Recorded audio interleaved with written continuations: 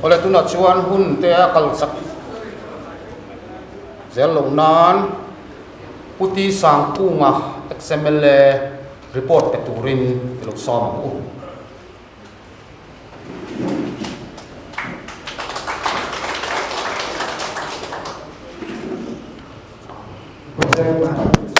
kan president zaum tak pulut zarate le hei kan hun nei tu kan GS te le kan ho tu zaum tak tak te when hian report central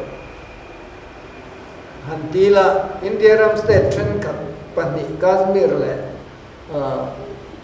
Himachal Pradesh non Haryana in than me kania Kashmir hi voi ni vodan thak to tum thum thak tu ra nia tu na hian ni khata hian October ni khata voi thum na som thum nan thak le anga tin Haryana hian ninga October a vodan thak anga an pani hian ni riata an step pani in than MLA in than pui vote hi ni riat October a chiar tu ra nia in than ni pui mo maya state pali in thang tura ngai nia Maharashtra le Jharkhand hi an postpone remote maya opposition party atangin soisel na sa campaign reyan du wang mai ni ruling party enga tinge amma sapo in thang rolan telvelo tite ari nuaya amar jo election commission nian tharu allow mission adu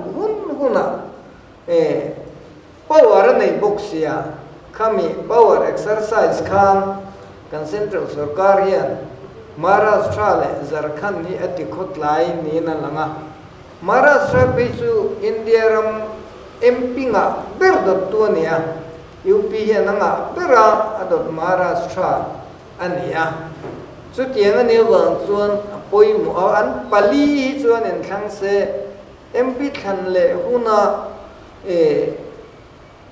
sak turdar khalang aniang ti hiala an lo chu ane wangin tun hun ne poi mo ma amara chu in thang lo ma se tu na hian Jharkhand le Maharashtra hi in thang tur tlukin anin pu chani tu nge kan candidate an ti te sim ni te anin chu lai to maya Maharashtra chuan Shiv Sena peng pakhat Uddhav Thackeray phei chuanin CM ni an deal to Rahul Gandhi te le kan ho tu dang te han bekuala nia ria da nia Delhi an kalwang fungan pa fine ma sengin anrem timia lova MP khan nikum okumin MP thana khan April May thagan than khan rin lo top main MLA pathum na nit akha congress kan sang tae me Maharashtra kwan suwangin Shiv Sena phel te chun min za lo na sa sia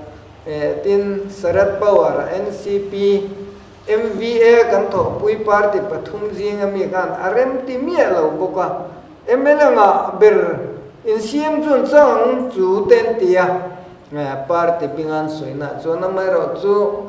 tanrual zom na MLA than zo chief minister turizu kan ti chin danin gan soidon nia an tia chu wan CM ni ten in chu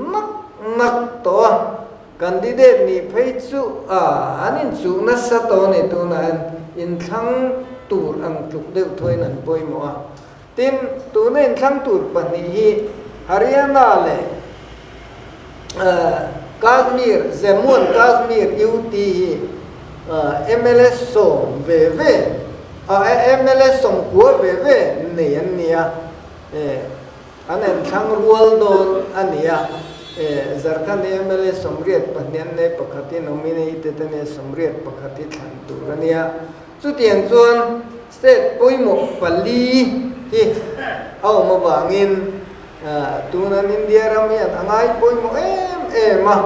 MP li than le dar thalang ang tluk deu tho an ngai kan ti to kha ti chuan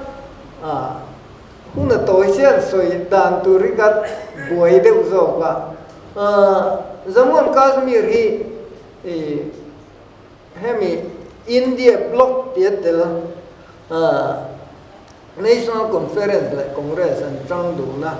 National People Conference hian telan du mama sengin seat thua an mi te Congress le People Conference khanin si denin dai big silo wan an ling talwa BJP trang maya in khan le min tu nai ma in an trang na sa mặc đều mấy chú Congress an trăng lâu mà nimin bịa khen khan Haryana hian tu mà Central mi poi mo thu soi an lang om lo ne an manifesto po kan President Kharge an Delhi a release rimota chu tiang chuan e Kashmir a phei chuan Omar Abdullah National Conference Vice President kan Congress zen ke si keinian kan petam boxia an local reng boxi lo vote an thak trep to boxia Rahul Gandhi ji te chu local thei to se hun to ni atia asoi lam hiala chu tiang khop chuan kan trang lo mi hian an khria Haryana hian hudale selzai sim ni in su na salu tu ga wang kuan harsat na a kan ho tu den tui lo miang o ti tur khopin huda khu ain vai lian ro puisia zat hian tam sia Haryana kuan atam ber annia 23% boran ne chu wan ani hi an ho tu en ro puisia chu wan khami amit men veng boxia atan lo ka chuanin sak lo kha lo boxia chu wangin depender huda ale bisel zai Gandhi familia loyal mai MP ni lai bok tin e pawang te po kwan an kal khe moniang o ti thenia namase Rahul kha selzai na candidate anti mai piala zukala adangan kalle atumeti nimin zan te khachuan kan siara en khia tangin ram kariek bang china internet manglo sang tamro puisia jingdar thuma den kan en zoka voin ka hun nei wangan ni zan kalo honia chu wangin nizam masa karon sia ta zon an lakal lat lo mai ne kan ho tu te ka chu akhirna ania tin candidate nei tam ni po tlang den soila kan ho tu den in su ve na sa amara zo BJP po hi Trump ni an sarkar na ni to wangin anti incumbency factor anasalu to ka Congress hi chak turangai kan nia MP panga ve kan mana MLA anga kham MP thana constituency sakna chuan MLA Congress in somli pani BJP in somli pakhat ania tin BJP sarkar theina kha JJP MLA som tenan puiwang ania JJP kha akhani nan ding to tin JJP MLA pasari kha pol dang an defect to boka su wangin Congress tan hian sarkar nge na turang ngai ne wangin kan mi de candidate ni ringot ponen su na salu to ka chu chuan buai har sanna tam tak asiama candidate an siam fel mang ma kan pura hula pe chu America private in an ti zin dai maya helai buai deu kan siam te Delhi zin thaya na ngom ma o te katia katiang khan buai na oma amar chu keinen BJP en la buai na sale chonga CM nau pang te tram khatna mi an da an thik na sa nam nu fual mi ene wang anen ringa khu khuan CM face anile ngal to boxia candidate nin chu na se me ma minister ni lai le MLA ni lai le a lui ho si chang lo khan an file thua na sa chu khen congress khan ni khat sia lo ma candidate puan an tia final na kha chu tian pom sung ko chuan congress kha tam takin nomination file lo in ring san ne wan an file boka amaro chu huda te pa file na sa takin withdraw tura khang khan nge na wangin apoi mo berber mi vote la hek thei tur zual song kha chu anin withdraw tir le theya adang hi chu a vote an pot hek vak lowanga tiang deu khan a oma chu wangin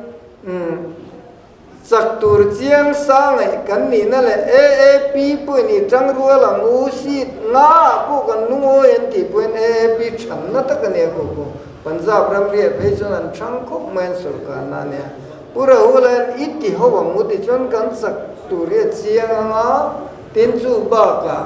India block tran ho na ani bokang a tran ho zel na na thanga ti pokhan khuda te kon an veto tu ania an nor lui tla da chu wangin huda te ti anga an tu khana ni po azin tadai kan ti khamo khatiang din muna khan kan dinga campaign na po an kal thalo em kan ti kha chu chu din mun nia amaro chu opinion poll pakhada chuan congress kan sang lora BJP na dota pakhat lero chuan tuman sarkar ran siam phalonga tiania sung chu kan din munania Haryana hian kan ti swal len lo chuan zat ho hian huda wang khuanin CM ni an du wangin min puina sa MLA MP than sang ni le som pakua khan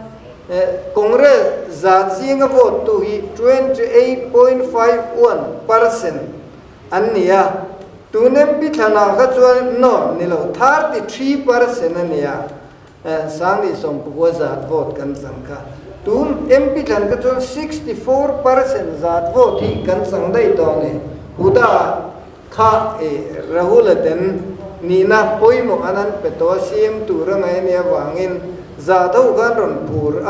33% atanga 64 zat vote an increase te chu rura de mania Haryana ko chu an dominate aniatin congress vote rim kha sangni pakua sangni som pakua MP than khan 28.51 ania tuntu makhan 43.68% ani tai maini increase percentage si anna mai lo tu ka chuan congress ticket ni ka chon tlin mai turan ngai wangin kan minister lui MLA lui le ani lai ho le party mi poimo la ni ngai lo ta kha anin su na sa amai ro chu sak be sei omania si som ko pakoma si som kwa riat kwa congress na chuanga India block tran rual na ne te upia kan party chak samo zuadi party ka seat khat congress nan pe a chuan si sum riat pakua congress na chu ta he dai chuan kan bu wang hen kai point sarkar thei tura ka in na ya chu kan din munania tin si songkom thona Kashmir Jammu Kashmir UTIA hian kan se fu in khria Rahul Gandhi yatra abe khan Kashmir ke an kal kha apui em ne ahla na sa din mun kha tum khat phei chu ama soen on kuan na chuan mi pakhat kabulami hen miron khewa King Tralai ho ki mu medium mu katia King ho ki silai keng fekan ne ki te hel ho ka ne police ta nan ne lo ji chu Tralai ho silai keng fekan ne ti me ne amai ro chu an tina don lo cha I serious MTN turin ngai thaturin an lo kalani atia Rahul Gandhi an ayatra nei chung jong khan khami tum ka san ki min ka sam ve deu อาทิยาขดียงดินมุนัดเดอันกลบางขานกาสมีระเฮียนคงเรสดินมุนเสตักขีโซอิสานนั่นสตักอัพอะไรนี่อ่ะดิน National Conference กันตรันรัวบุกส่วนเฮตัยส่วนสักตูรังไงกันนี่อ่ะดินราหุลกันเดียวุ้ยขัดันกัลสุกตัวทุอันสวยน่าส่วนสร้างสักว่าสมดีปัสสรีอินเดียอินดิเพนเดนต์ตรังคานสเตทที่เสียมเบลอันนี้อันอันไบฟาร์เกตาอัฐรันเปียอันยูทีทรานสเตทอันสวะกาสมีร์จำนวนกาสมีร์ที่สเตทอันยูทีสุขะอันนี้ชุนนี่อ่ะเฮตียงดิสคริเมย์ในส่วนนั้นสายอินเดียเรามาโลอันตีตะขันอันนี้ครบไหมอ่ะสู้วางเงินเฮตัยส่วนสุรการไงตัวรังไงกันนี่อ่ะtin National People Conference party lian tak hi India block tel san lo ne boka suwangin beisena anasa chung chuni mai se state pani in thang le tur Maharashtra MLS ani somriat pariat omna hian pol pania kan in thren ti ho hi BJP le Shiv Sena phel le lam le NCP phel le lam te ne an tanga tunan sarkar meka tin MVA hi Congress le Uddhav Thackeray te Shiv Sena le Sharad Pawar NCP te nen tang ho kan nia khuta khuan MP khan rin lo top main ruling mai huti ho kha BJP ho kha an ne maya Congress le tho pui te kha Congress in man tam ber nge chu wangin sarkar na chang tura khuta khuan ngai kan nia heian in than kuna boruak tha nakin zelatan akhil abei seyoma poll survey pakhat chuan kan poll MVA khan za pakhat atanga za paruk man tura ngai nia BJP le thopui te khan puanga atanga za panga man tura ngai annia min phak lo hrim tina dot le chon Jharkhand ni MLA somriat pani ne nia riat khat khan tur pakhat nominated ania eta hian opinion poll then khata BJP le thopui te sang zo turangai kan nia amaro chu an CM anan man ve awang khan mi khongai vote nen kan la tling thei mai long mo ti te be sei na om boka tin West Bengal li an report nok ka doa Congress le tho pui te India block sak em na nia ma se Adhir Ranjan Chaudhary PCC president le MP Lok Sabha MP voi nga ni to Lok Sabha Congress leader khan an CM ne nan in ngei lo na sa ta wa le kal na pianga ata ka wangin di hi tho pui thei lovin heti ko min be tu ne ne gan tho pui ang tia Congress kan se ta ma chu wangin Chaudhary point ban na thelu ta central lam point lo continue ro an ti du lo wa chu wangin aya Subankar Sarkar nimin pia khan anda ta khu guzuan apong puin midang kan tho pui te kan atak lowang antia suwangin India block angin ma khwa eng chanta nihin alanga chu ni le mai se voina in thang tu standing committee Delhi in thang tu ri han soitel le zokela AAP Meisia Oberoi kha tuna an municipal mayor ania standing committee pakhadan thandona wan seat ruwa BJP khan an councillor municipal councillor pathum kha an lanmol maya tigan an majority tala utlat mai ne AAP kha chuan in thandon an local khom kha in than turan soyo turka an mayor obero ikhan security sector councilor ho yan tie boruk ti nut nan khan opposition no kan ta loi October ninga kanin kan kal khom lenga ti to dai maya ma se saksena anelji khan BJP sagarin to bang khana tiluye report pe luitira voindar khata hen thantu atile ta chu voindar khatanan thang thengem kriat ni lawa Delhi anan soi sakdan em tele hey Tamil Nadu te West Bengal te po discrimination na sa etiang ngai tu hian India democracy chu tu na hian adin mun aniam chho zelin langa tu ne ru te hun lai ka chon state an tlo don point opposition la na po opposition CM ka atema sabe an ni zela tu na ro chon opposition CM ten ka khebe ring lo ten ti to chu tian chon an sarkar lo na hian governor te left and governor te when thil thing tur mek dar khaten thang tura po hian anin thang em ti te ngai tu thamin boru ki asia eng po ni se India ram hun rang congress din huna cha MP than le zon mi point sarkar ngai tur ngai kan nia kan ma ko hi eng so le ni ti kha toy theng tur gan report ni ka lo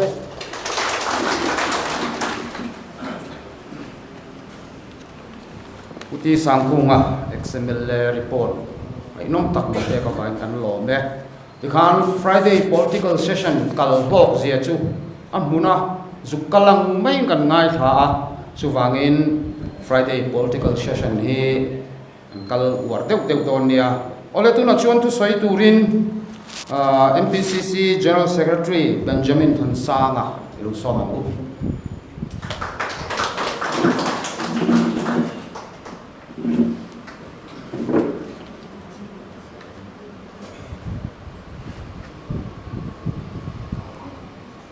Chairman,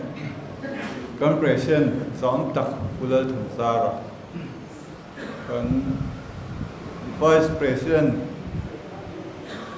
Pusapa, Kaupin Karekan Mucielo,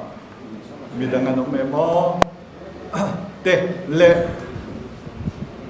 when you can senior te party topui, Zong Tak Tak Te, Amasan Sibekabu, Chua, never say Lawang. Ngay mò zong tem te te han se ve lok ka tua kan pu de ho sui tam zok se thain ka khia center politic lam kha nia pu sang pu ma vei poka tlem kari ru kan bu se no na ani kharon sui fia ta ko maya kan sui chin zom lo me nga amaro chu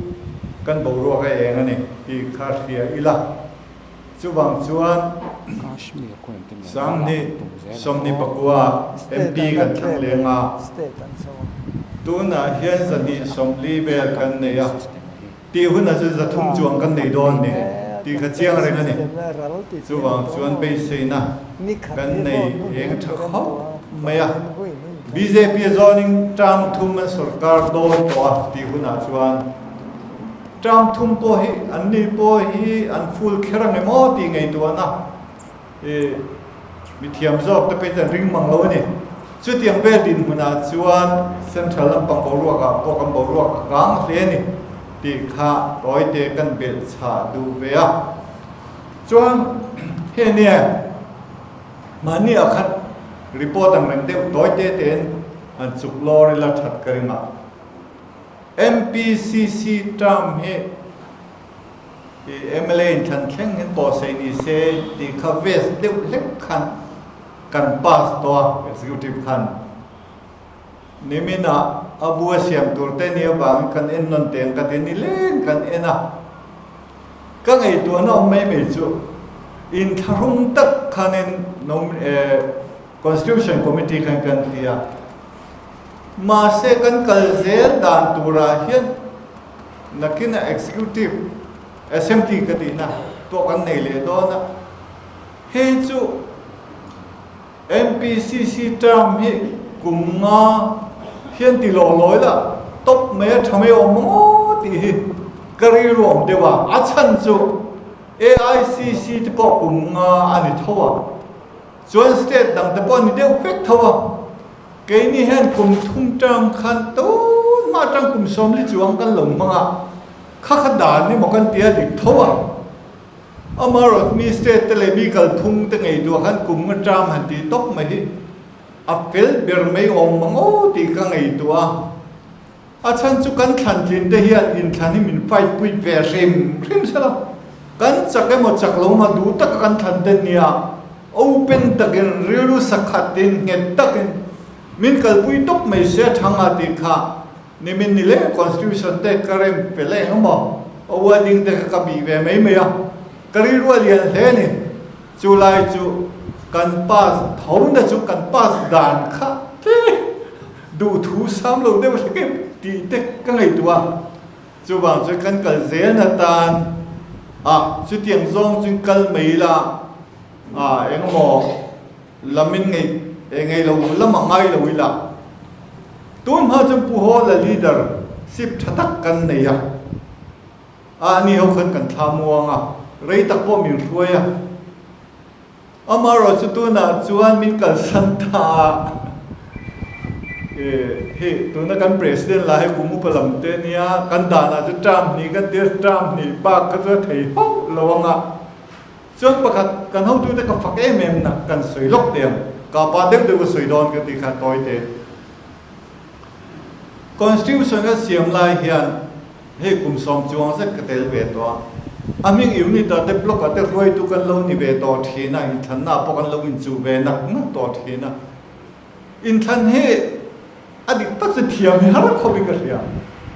อาบิกตักเป็น ruling life ให้จนเทียมฮาร์ดส่วนละอยู่นี่รวยตุกันนั่นจัวบล็อกรวยตุกันนั่นจัวอ่างห้องน่ะดูคบไม่จะดีรัวจวนมีเทนขัดซุ่มเล่ไปเบชันเดว่ากินตุ้มตัดบล็อกอยู่นี่แต่บนยังปาร์ไว้มาติดตัดที่กันน้องเบบก็มีมาลิสวยแล้วข้างเขาขานักนะปาร์ตี้กันดิเดตที่บวยตู้เลยแล้วเอ็งมองปาร์ตี้ที่บวยตู้ที่ไม่ใช่กันดิเดตแข่งคนอันนี้ที่ทัดไม่เนี่ยจู่บางส่วนเฮลัยฮิตามทุ่มบัก Constitution Committee จวนโซนนี่ตีลงนี่เสตีขักันรถตาผู้ฮอลหุ่นไล่ขันกันรถตัวมารถเจงป้อนนี่เส ruling ตบลำขันเนี่ย opposition กันนี่หุ่นอะไรตัวงันเตียกันด่าทางส่วนกันไงตัวเลโต้นับพิสูจน์หุ่นขันหุ่นขาละเลมาเป็นไงตัวปุยมันหรอวะ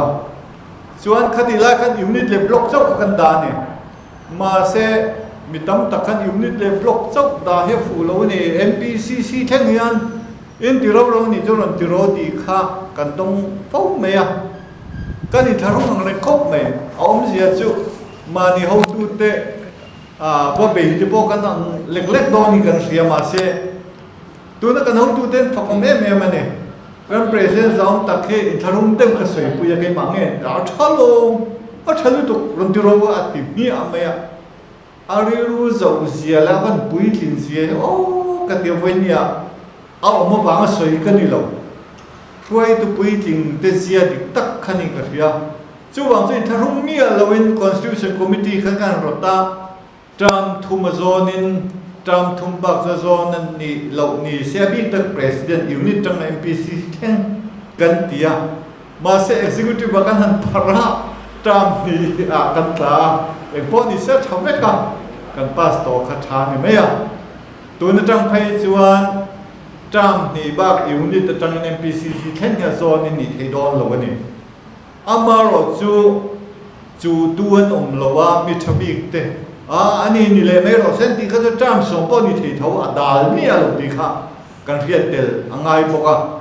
จู่บางส่วนวันนี้กันเขาดูเด็กกัน present สองตักเล่เฮลัยกัน senior vice เตหูเต็มมีดังกันเล็กเท่า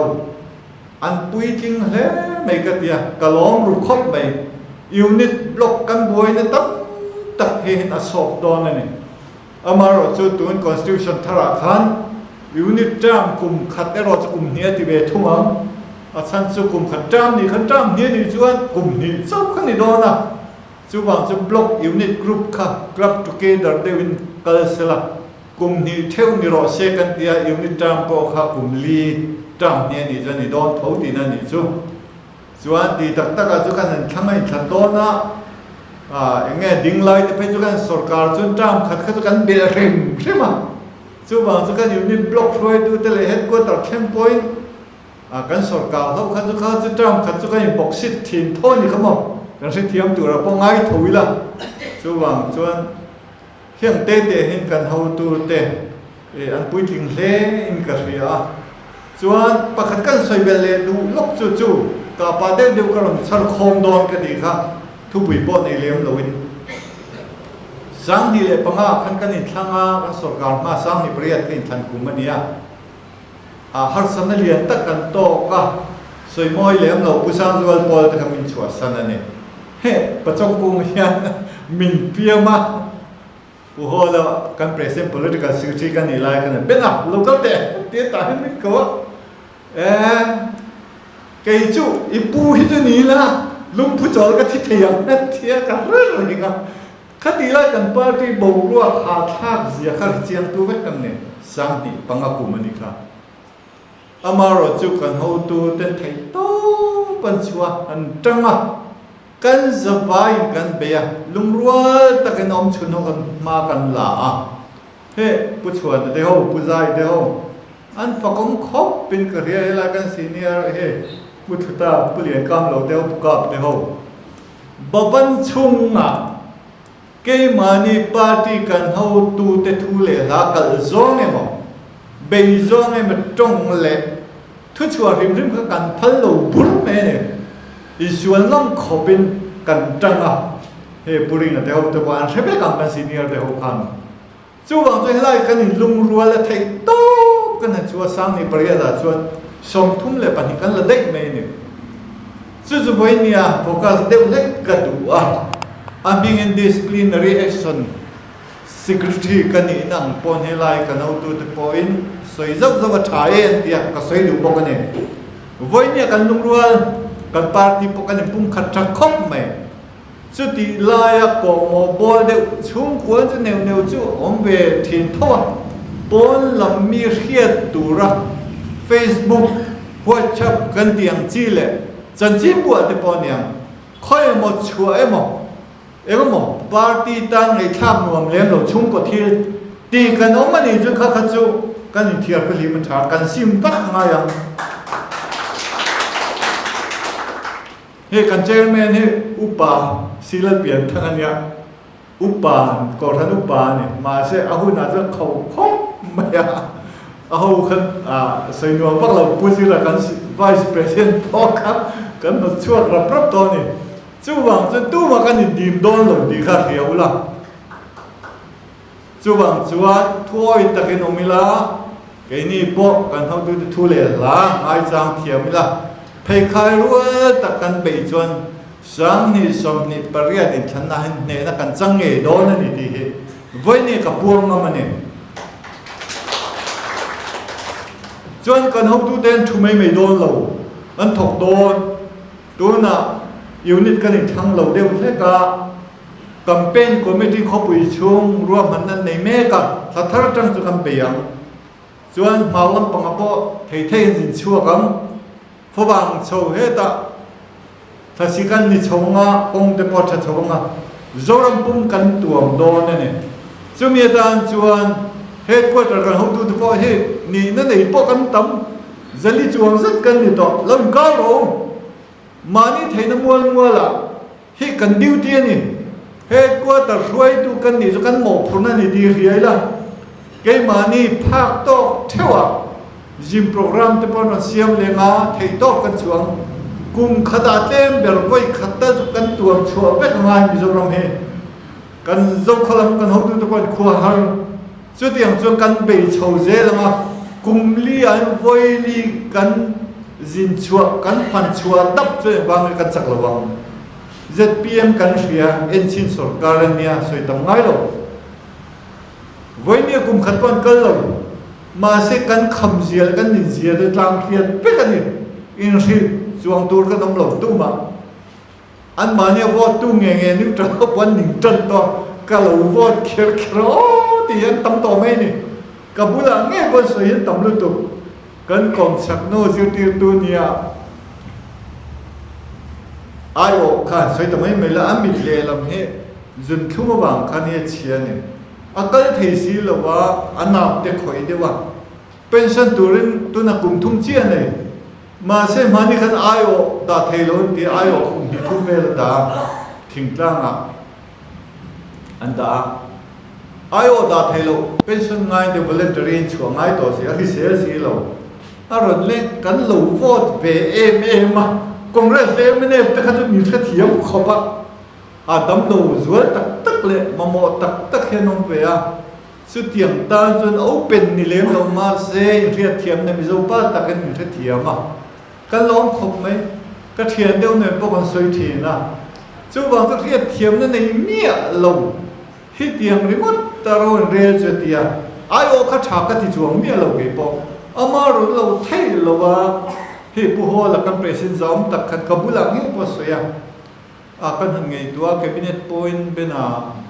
hichu mizo kan nia pathian thu apo dan ai khong ai ne sang zo kan ni danang khachu kan ngat lo ban nang kai tu ma kan lo wang kan kem khobang ma se khong ai bang zo ban ram kai tu kan nia tam te re zo chu wang chu kan sarkar ma tha po khan ai o ka tha kan ti mi alo dan po phal lo ama ro chu lo thei lo han pension don se voluntary chun chete lem te chan be be lek pension ni don ne amaro chu an aya fizok philzok thiamzok te thlai zok ten lo khan chuan ben I chu chet me ang kalmiro se na kila pension po tam de ma baga le khathiam na nei lo tam sia chung ko panin lo ten lo indom thei cha ru tak poi em na lai bom le ne ke thiam mai te ngun tia mai mi chingin an he thiam ro ni ma se voi ni ju khang ho tam tak te po khanin an ri ru na ni ti lai te po kha kan sei ve du mai me a chu wang chuan pathial le mi pui de zara kan ho tu te kai khoi na zara in kan sarkar don be dong lo kan be ang tha tha mi lo kan be do ang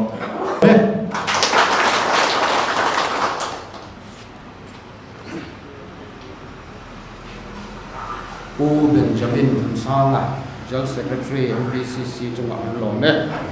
ole tu na chung chu soi dang kan ngai thale to nga MPCC President Ulal Thanzara chu soi turin so le u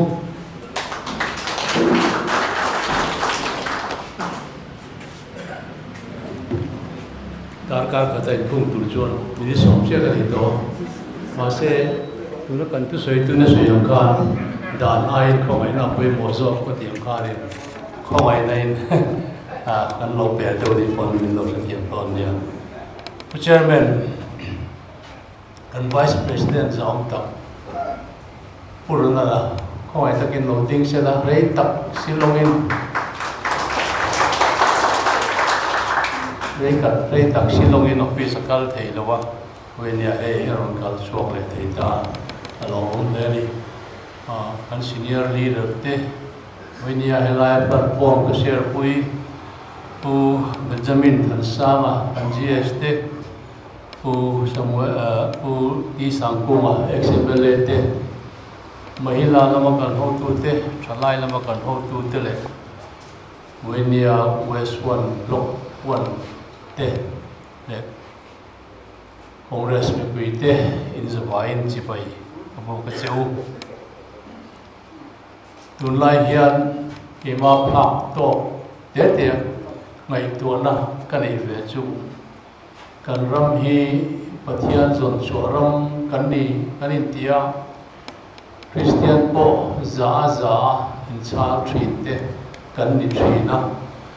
amaro chu wainia chuan sual lai nasatakin kan ram le kan nam min runa sual na pung la sa arwala in soi sak mai mai thom te kan ria kha kan ria dangin doctor poi sei lo pani te anan soi saringota chu tiangin a kha tokin bibo report renga ten ruang char ti te tuitla ti te rui lo vai bel cheng wazat man chung chang tele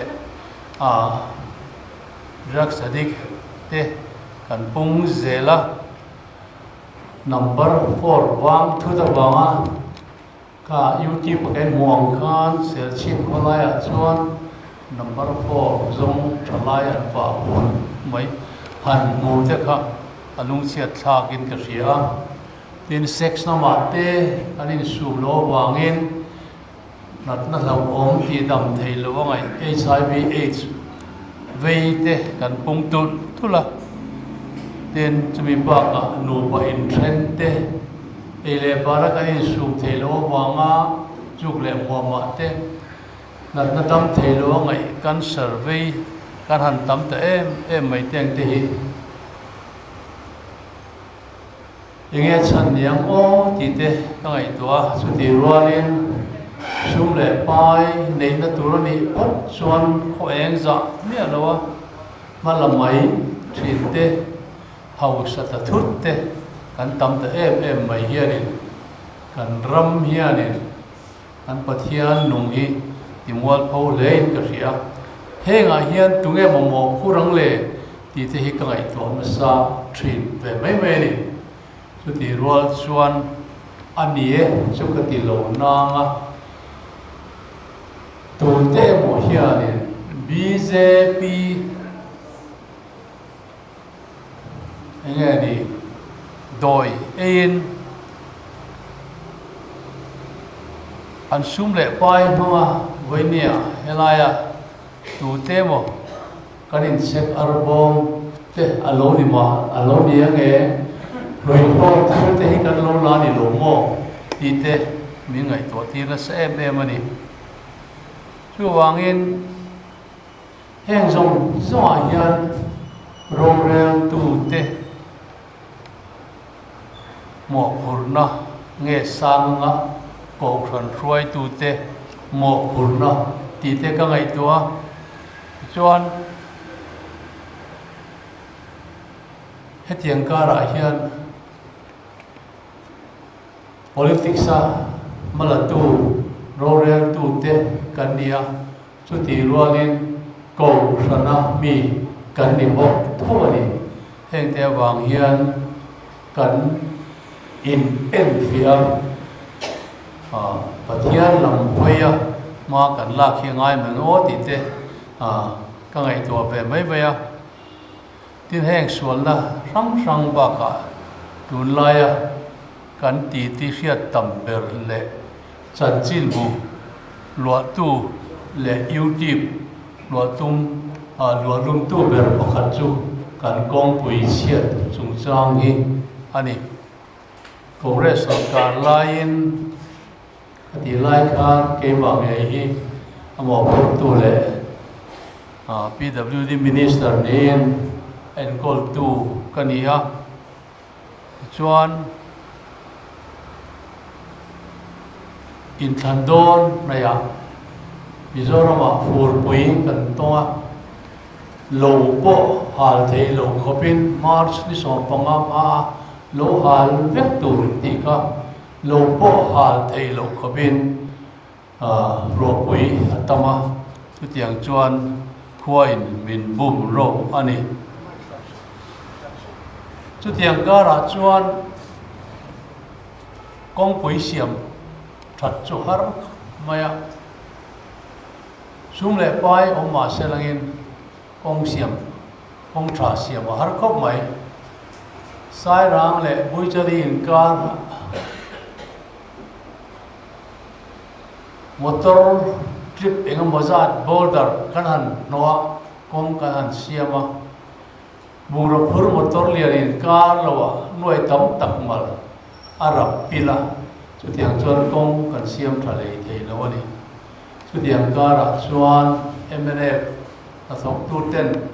min el sen takin konga bute an phun ani kha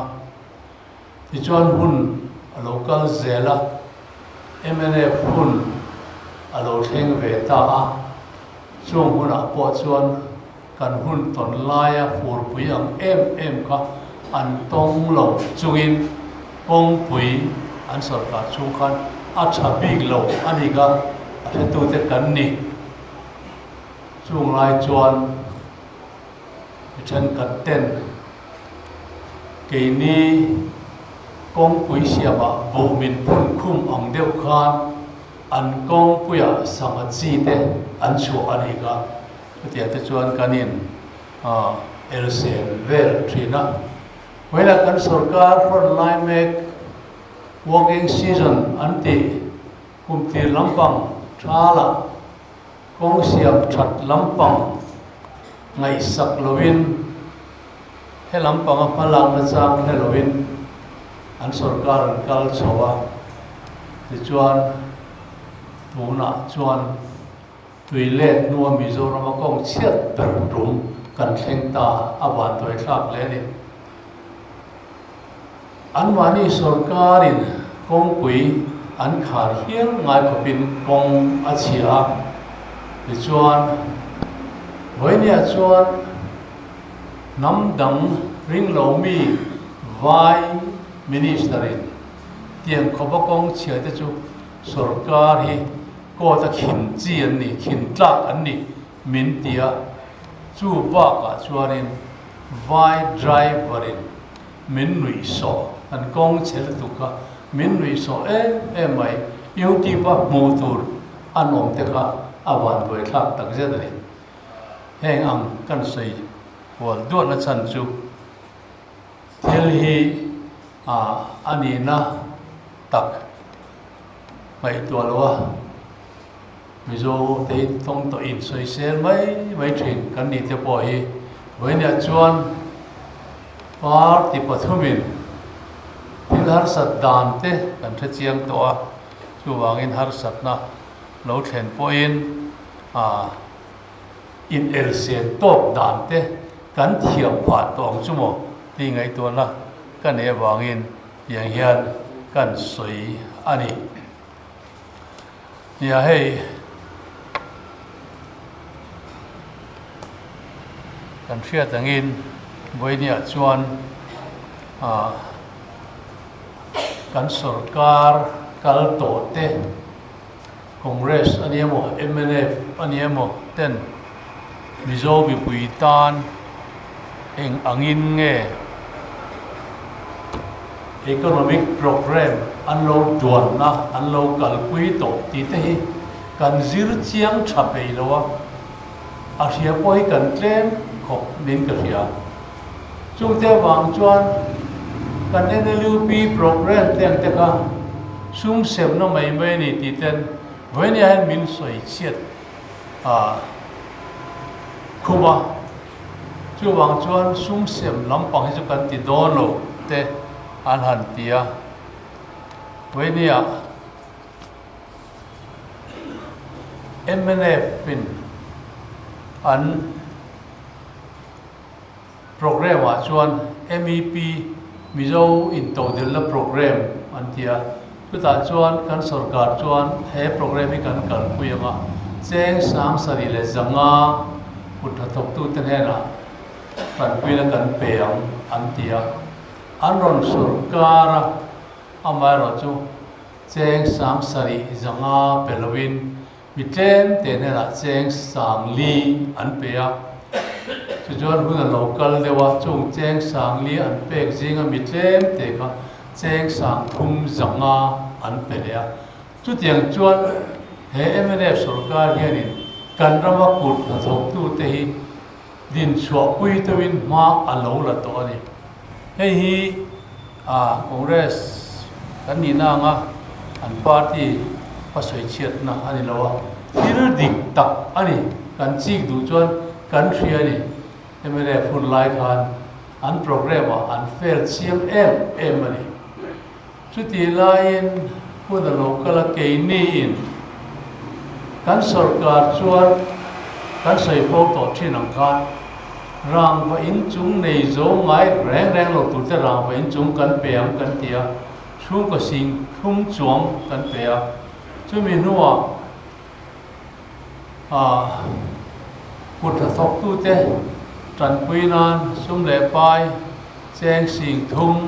กันเปียงกันติเลียแจ้งสิ่งทุ่มกันเปียมีตั้มตะเกียนอันดินชัวปุย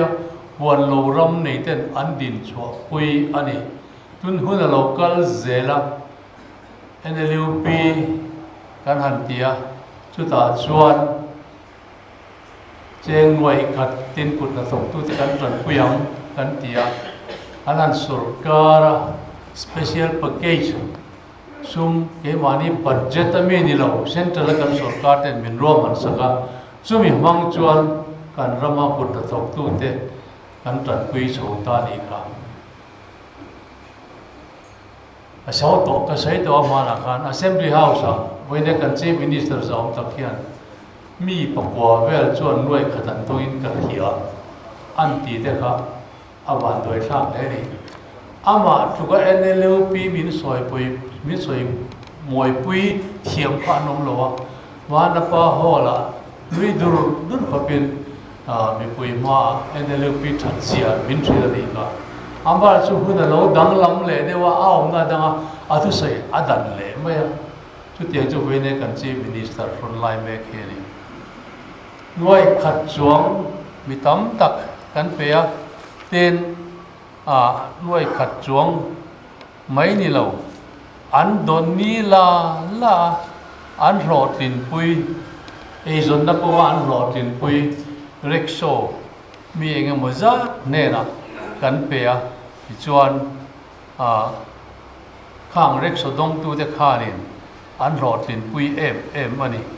ช่วงก็จบนานอันมังชุดอย่างที่จู่วันนี้ของเรศการีนะกุศลทบตู้เตตานะห้ามชัดนาโลรวมมันทิ้งด่านชวนนี้ทีนเอ็นเอลิวปีข้านี่กุศลทบตู้เตจันปุยนะไม่เปลี่ยนลำปังUNO เตะกูชัวร์ก็โปรเจกต์ปฐุมมังอินมิจฉาเรามาเฮียนUNO หน่วยกุศลทบตู้เตตานมาหลับนะในอันนี้ที่จะมีบอกการชวนวันโลรัมเฟนตูร์ลิงโรดการสอดการชวนกันเกมสังนี่แหละสังกัดช่วงการเสียกันนี่จุงเทียบางชวนไว้เนี่ยกุศลทบตู้เต้นมอเตอร์เรนอันเฟทให้พาเต้นรูวิลเต้นอันเฟทให้พาตานี่แห่งเตหีไว้เนี่ยคอนเกรสเต้นนะมีปุยตานมากันโลลักดานันเนี่ยแห่งฮีกันอ้อยโลอันนี้พออินดูดร์สละกุศลทบตู้เจ้าพอลโปรแกรมว่าเฮียนกันสอดการช่วงNLPหน่วยกุศลทบตู้เตไอ้ส่วนนักว่าอันดินชัวตาจุงจ้าสวยนะมุตุตั้มตักเอามานี่ให้เทียกันสวยนะสันจูดูเต้นเนี่ยมั้งคอนเกรสเองมาที่เรามินหันเสียอ้อยไหมกันต่ำรู้ตัวเว้นเนี่ยจวนที่ลีอันนี้นะตักที่กันจีเป็ดชินแล้วจุงเดียววางจวนเว้นเนี่ยกันเรามากัลส่วนเมกอันนี้MNF ที่พอยอันนี้นะตักจุดสี่กิโลกินเว้นเนี่ยเห็น SEDP เลย MEP ที่รอนติเลเที่ยวกันดินชัวปุยนั่นใช่ไหมเตียโจขบ้าเอาตุยอันนงกระริงเรามาเสร็จแล้วเว้นเนี่ยกันหัวตุเตโจขวากัลตั้มตักเตเนี่ยนะโจขวากันหัวตุเตชวนนี่การสรการเลนี่ชวน NLP ค่ะรอนเฮร์ลุงเลยรู้รอนติเลรู้ที่อันมิจ่าอันมิเงินนะอันนี้อันลุงอะไรนั่นนี่อาชันจูโหลดลินปุยโลเอจนน่าโหลดลินปุยโลเองก็มองอันอมันนี่จวนทุดังนี่เสร็จละโหลดลินปุยค่ะอันต่ำโจค่ะมาเสกข้างโหลดลินปุยต่ำโจกด่านเต็กค่ะคงเรสมาเฮียนี่กันสวยเทียมโลกันสวยไปบกโลช่วงเที่ยวบางจวนอารมณ์ปุยนางฮีมีปุยเฮียนี่อันเทโลโจอันนี้อันนี้ TV เลยนั่นเต้นห้องไม่แม่ล้อมแง่นี่เซลโฟนเลยนั่นเต้นอันเดียข้างเข้าข้างนี่ NLP ดงโหลเสร็จแล้ว TV เต้เซลโฟนเต้อันเลยถี่โดนแรงหลัวอันนี้นัตการห้องเรานี่เป็นขลายอาคารอันสูงกว่าจนมาสอนนะแทนตัวอันนี้เท่านี่คือว่าเงินกัน NLP เขาจะชัดตักอันนี้อาชัดนั่งที่ให้อายตามีสวยทำออกมาเองติกามาชวนคุณทิลกัลโตอันนี้นะNLP มิโซมีปุยตานามัลสมนะอันนี้เสียที่จิรทารเล่สวยโคมทารเล่เฮียหลักนี้ก็เสียอันนี้นี่ให้AR ส่วนชัวตัวจุงจ้างเฮียนกันชีฟมินิสเตอร์กันโฮมมินิสเตอร์เนี่ยกันสวยดุนโดนะอัติงไงนี่อันสวยดุนโตจอกไงนี่ก็ให้เราว่าก็เตียงกันหมายไว้ตะกินอันสวยเลยตัวอามาจะเวนี้เทียงเฮียน AR ส่วนชัวจุงจ้างที่เทียตุรอารมณ์ลัวมาเสจุตีไล่จวนกันชีฟมินิสเตอร์และอาร์ดไวเซอร์ประคัตจวนนี่คุณเรย์ตะกตาโตAssam Rifle มิโซโฮเลอันฟามิลี่เต้นปะเทียนอันเบียกตูดอินเบียกอินอันไหน Assam Rifle กงเป้านะมีจูกับโนร์อินจังอินกองทันอุปาเตฟอนินลายหุ่นที่เราชอสันต่อรู้ตีนอันนอร์เมกนินกัดเฮตโฮยาตักกันดีจวนอวันโดยทักขบินกันดิงันนี่AR พอชัวถูพอลงลอยกันสักครบกูรันเทียงลิมปะเทียนเบียกน้ำมุนไงไหมอันปาร์ที่ออฟฟิศมุนตานะอันหันหูตายทำไมแต่งที่เองนี่ที่ลมดานสุรการินเองอังเจนเงลันลิซาเฮมุนีอเปกที่พ่อไงตัวลวินเฮติงอ่ะกับโนรินตรังเตียเทลิโฟนะกองทัพอุปถัมภ์อันนั้นนอร์ทำไมเนี่ยกันเสียที่ตักกันดีชวนอาวันโดยทับเล่นกระริงอันนี้เฮลัยมุนฮีกลุ่ม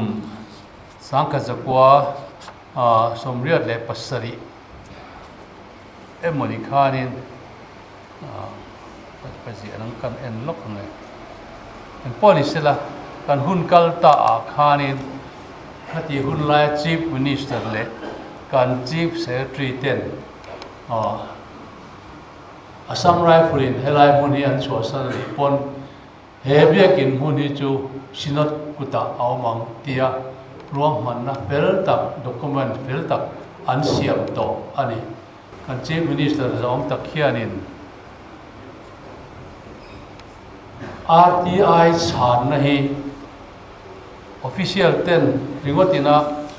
อันสารที่จูอัตตอกแล้ววะอดิกตอกถินแล้ววะจูวางเงินมินิสเตอร์เต้นอาสารในกันเอ็นปุยถินอ่างยังตีนินกระเสียจูเตียงอันนี้ชวนกันจีมินิสเตอร์เฮียนิน RTI Act ที่อาเทโลเล่อเมริกาเล่โอที่เทกังไงตัว RTI Act กับชวน official เต้นไฟละอันเสียอังค่ะ RTI จดตัวเตอันชานะตัวจูอันนี้ไหมอารังอาชายามินิสเตอร์คอนซันเตนะอันโนเสียเบลาชานะค่ะอันเบกตัวอันนี้เราชูวางเงินไฟละอังที่ลินเสียอังคารอาจดตัวเตจดละจูอันช่างไว้ตัวนี้ชุดอย่างเตจูที่ลมดานอันนี้ไล่กันจีมินิสเตอร์เบรินา RTI เขียนริมนั่นแหละหลุดนะที่ดัลไทยตัวจงให้เตียงอันสวยไหมแต่ให้จูที่อมอังโลตักนินกระเสียจึงให้ตัวลายยันตีทางว่าตำเล่ไม่อะดร.เบย์ชัวเสียหา MLA จัดปีบินาอันทุรดปุยฮี Finance Minister ดา tum na alian le nin kan lo ria tin ani hi sarkar an form tir khan deputy leader ron hau chat ngam ani vainia het yang thil thangwa alo ta hi tak tak ani mai om mang o ti te ka ngai to ZPM MLA engam bazar le BJP MLA le MNF MLA te hiari BJP kai hruai na hnuai ang ma sarkar na siam danglam antum ni oma soipol te poi anom bokani engpo ni sela tuna kan sarkar hian sumlama na me loin har satna to ka akwa ashet atang zong songin paisa apuk me kani he har satna azia omna turata na ka advice be du chu MNF sarkar atang khan lo in zir selangin MNF sarkar khan anthurol pui BJP tiketa MLA ting te kha Central BJP in engemoni na petura an tipo an pek du lo wang khan khati hun lai khan sarkar na thokten rumengamo za cho hun taka lon la thei lo ni kha chutiang bokin voinia hian he ZPM sarkar hianin BJP MLA kai ko teng te hi engamo sanvo tra apek lo chuan kan sarkar thokte hianin ahuna lo an la ve thei lo form mayanga ti kalawa chu wangin an BJP MLA te hi lo duat deu turin kan advice du ani tin voinia bizo bi puina a sponsor natana kan mamo ber chu power hiania power project som pani voinia hian nian tak tak te deu te kan nei zinga power project pakua hi congress hun laia congress siam ani chu tiang chuan kan sei phong to thin angin ma son na le kan ro lu zong zong hi congress hun laia siam vek ani chu ti chung chuan eng wangin nge mizo mi pui te hi ani congress mi pui te hi kan lung ten ti pol te hi an om thin ka re thiam thei lo ani so mai voinia congress mi pui te hi ani congress ina mizoram ta na ma anu lak to le mir thei te choi kam tura ma anu lak to te po hi kan soi tam angaya tin zirlai thalai rol tam tak congress sarkar lai khan sarkar na te phuman nia sipaya te phuman nia chu tiang zelin phai lama hotel ale hun sang sang an na to tur kha mai to sakin na musak anni ani voinia thalai ta na mala tu ni omang taka in soi te hianin thalai le khathiam le mi vengwa te din hun tur omang education department a consultant ti ang te chu an par te mi an ho tu pa te du sakin a consultant ta an da ti chuan secretary lo sarkar secretary lo an lo ti don boka chu baka SSA office sunga khianin high school field sira khian office an nei ti don boka ni when han thalai he sarkar hianin thalai du sak tak tak te chu ni selangin heng ang le khathiam le thalai beng ba tak tak MZE wa te pa chuma college ate mi tam tak chor na om tak tak an om ani heng ho wi pakhat ma voinia hian an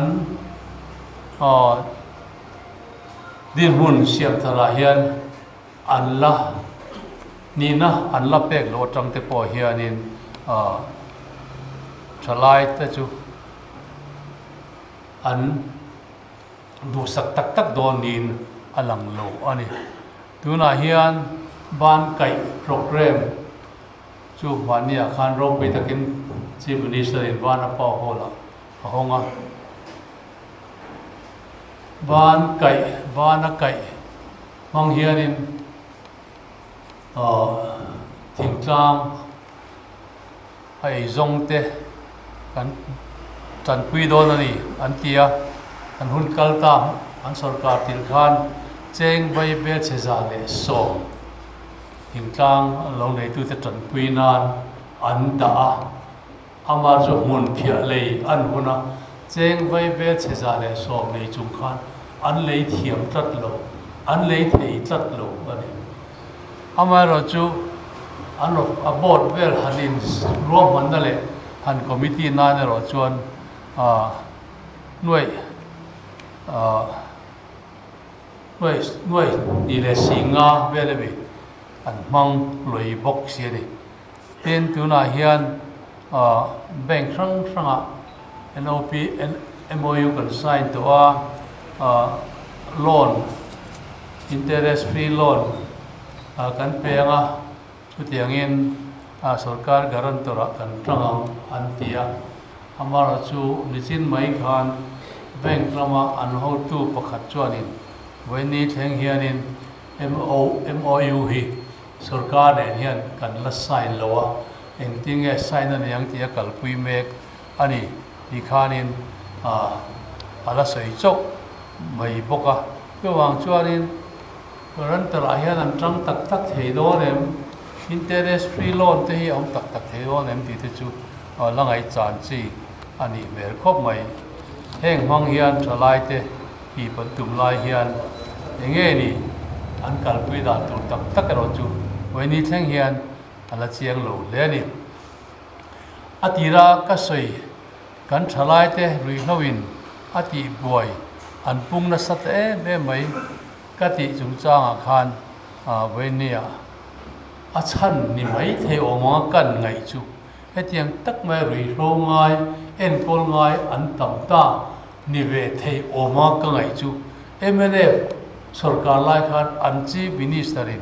se chona rui hlo ngai en kol la tu India rama lian ber tur kan siamang an timau mai India rama rui hlo ngai en kol la tur alian ber en kol la tur lian ber kan siamang an tia an siam ta chia lem lo ka tiang khanin khang te khan rui hlo ngai te ti pung mo ti te ka ngai to tula kan chi minister ve thung chuanin rui hlo ngai en kol la tur community hall changkang community hall center World Health Organization UNO khiat puinin kan dinang an tilea din hi an tum hui tling lian lel tu ka heng te hianin rui hlo ngai ti punge mani chu ti tur ka ti te ka ngai to na oma wenia kan thalai tam tak sa chat pui hom rang sa tam tak anom teng te hi avei oma hetiang anga India ramalian berle UNO khiat puya at en kolatur siam tum ai chuanin anachang sia akong mang sia te helama mithiam te rona kalpui dan te ngai to zo om tak nin ka sia ani tin wenia MNF treasurer zom tak purot ki ma MLA ex-minister khanin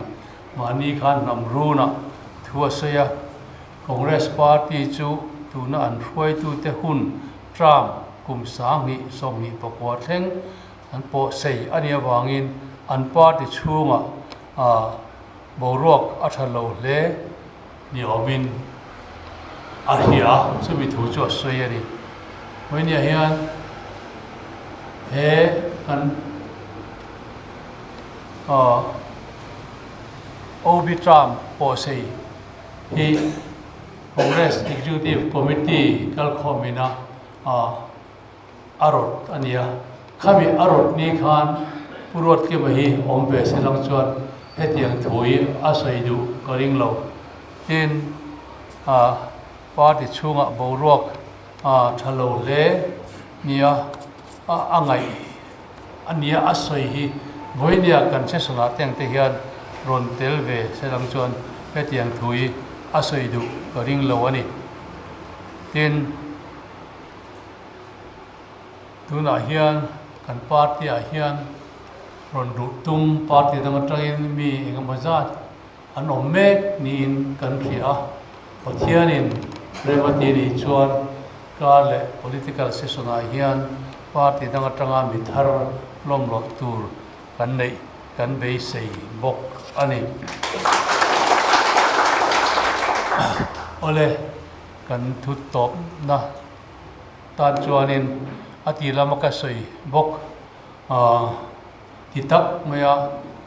Mizoramin siata chi sang enge ni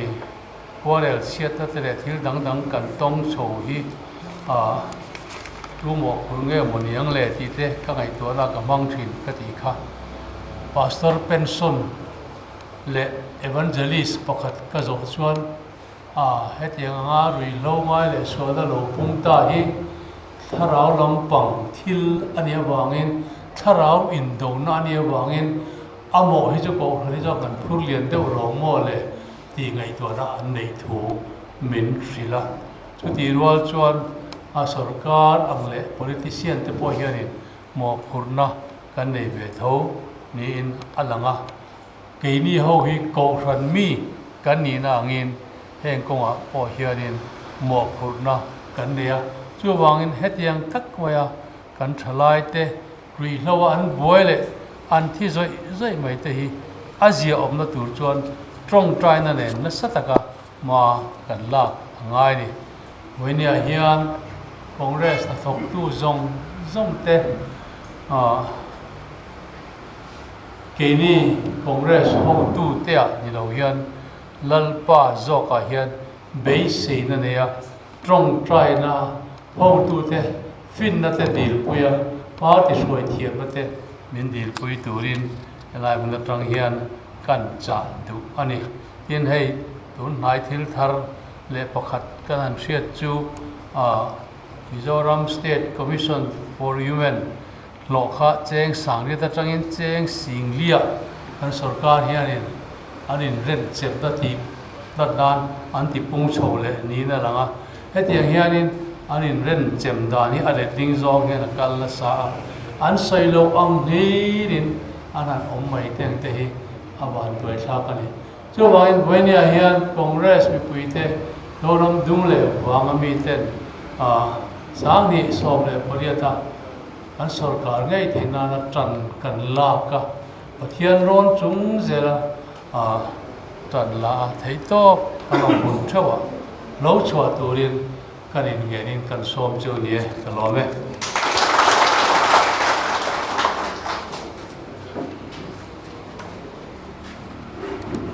le MPCC President Pulal Thanzara chunga lom thu kan soye ole chairman ni mana toite lung ta du chungchang chanchin thon thu kha kan khianga nularim na langwal pakhat chuan thupna chang lowa pona lung ta so adu pani atia an chuak zelan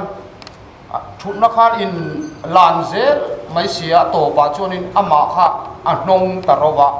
ama po khan a oi le lingzo ti thu kha oma chu tiang deuh chia chuan opposition party te hian congress party hi in lungrual lo angin min chhuat thina lungta du pang deuh khan kein ma ni ve khen kan oi le lek thi hen ka ria chu wang chuanin a oi om lo zia kan president ponoron soya tin pu bela ponoron soi to a chu wang chuanin a chunga om te hi chuanin in lung rual lo na hi a om lo vani ti hi chiang tawa kan hriat thar le hi aduam hle ni ole ti chuan hemi zo hian session zo hian in refreshment thingpui in ho na kan nei anga thingpui in ho chungin thala nge ni thu soi du chu tiang kha tiang ti chu kan siam lo wanga lim takin kanin kom khom anga la te kan play anga tin west 1 block 1 te kha thalak turani ti te kha lo shela atha ange ti chuanin tuna chuanin refreshment puram sang an ron pe to tro chuan in kan chang ho don nia ti kha refreshment ti chung thing queen chunga thu soi du ti vel kha kan in ngai thak ton sak tak tak lo wangin a thalo ve kan tia chu wangin in kom hip ngan kan manganga ni danga thu soi du tak tak kha chuan in kan la soi chun zon zel don nia